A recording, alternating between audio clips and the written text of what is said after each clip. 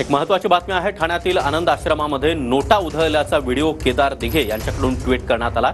ठाकरे गटाचे जिल्हाप्रमुख केदार दिघे यांनी हा व्हिडिओ ट्विट केला।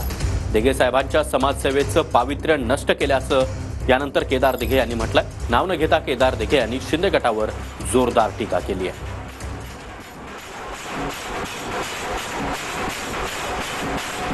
आणि या संदर्भात अधिक माहिती देण्यासाठी आमचे प्रतिनिधी गणेश थोरात आपल्यासोबत आहेत। गणेश, नेमका काय प्रकार आहे? आनंद आश्रमात नोटा उधळल्याचा व्हिडिओ केदार दिघे यांनी ट्विट केला।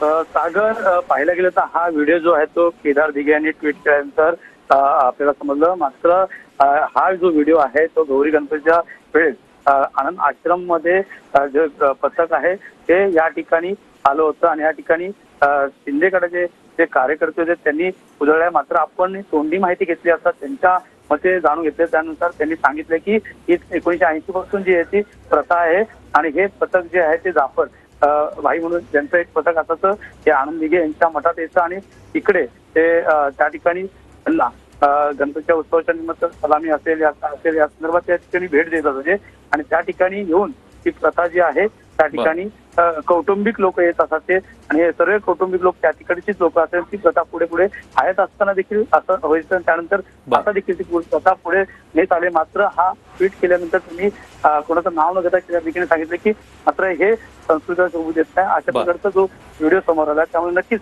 कुठेतरी राजकीय त्या ठिकाणी वळण लागण्याची शक्यता वर्तवली। नक्कीच गणेश, धन्यवाद तुम्ही दिलेल्या या सविस्तर माहितीसाठी।